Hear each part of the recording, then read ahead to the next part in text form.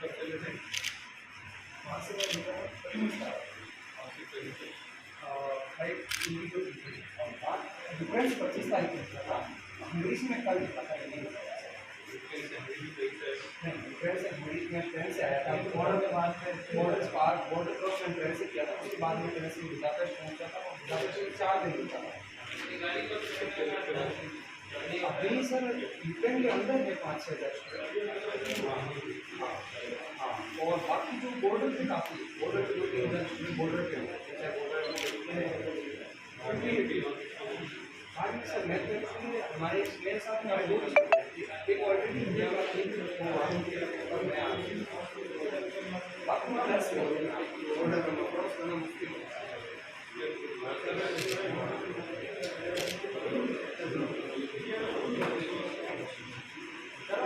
बुलवा देना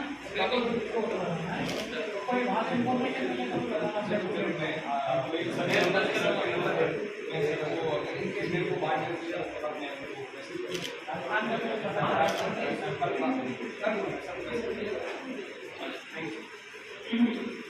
इंडिया पहुँचे।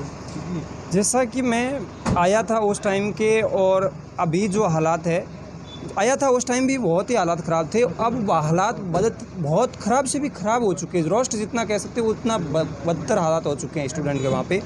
और अभी जो हालात ये है कि वहाँ पे बिल्कुल बच्चों को ना तो वहाँ पे कुछ ये है, पहले जो बोला गया इंडियन फ्लैग से बच्चे बच सकते हैं, अब वो भी ऐसा कुछ नहीं रहा है। अब वहाँ के सिविलियंस को भी हथियार दिए हुए हैं और सिविलियंस जो है कोई सिक्योर नहीं, बच्चे कोई सिक्योर नहीं है वहाँ पे। और वहाँ पे पर डे अटैक हो रहे हैं, पर डे जो बच्चे, कई बच्चे मिस हैं, उनको पता ही नहीं है कि वो, किसी को पता नहीं है कि वो कहाँ हैं, कहीं अटैक में चले गए हैं या जिंदा भी है, कुछ भी पता नहीं है किसी को। अच्छा, तो जब आप निकले थे वहाँ से देखिए आप हंगरी बॉर्डर तो क्या हालात थे, रास्ते में आपने क्या देखा? हमने जैसे देखा कि हम 25 तारीख को वहाँ से निकले थे यूक्रेन में, तो पहले हमने ये ट्राई किया कि हम जितने हो सके हंगरी बॉर्डर की ओर पहुँचे। हमने वहाँ से खाना वाना सब पैक करके इतना अच्छा प्रबंध करके निकल गए थे वहाँ से। बीच में हमें एक टैक्सी मिली थी, जो बूढ़े इंसान थे उनको हमने, वहाँ पे क्या एक रूल कर रखा है 18 to 16 कोई बाहर नहीं जा सकता यूक्रेन से।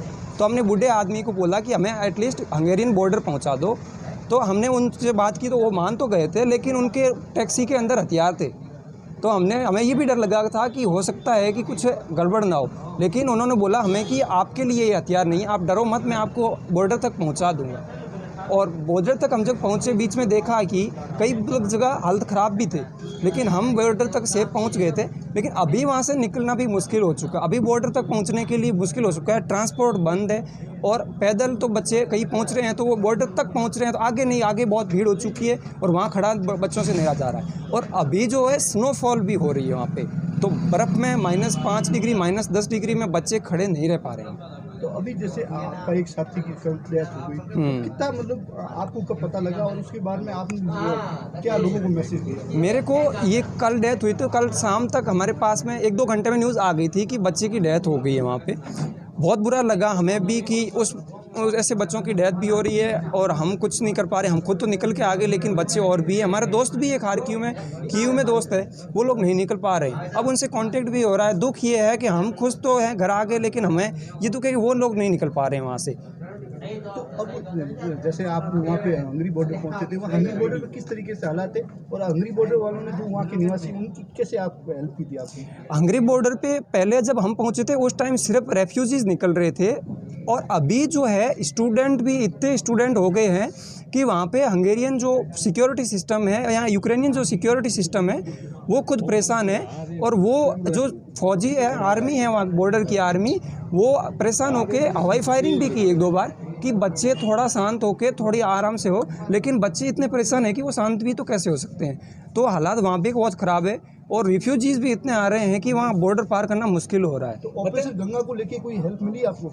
ऑपरेशन गंगा को लेके हेल्प मिली है हमें, जो हमें बुदापेस्ट हंगरी से कीव जो इंडिया का एयरपोर्ट है वहाँ तक लाने के लिए फ़्लाइट है जो अवेलेबल कराई, वो ऑपरेशन गंगा से ही करवाई थी, जो फ्री ऑफ कॉस्ट थी, जिसका कोई कॉस्ट नहीं था।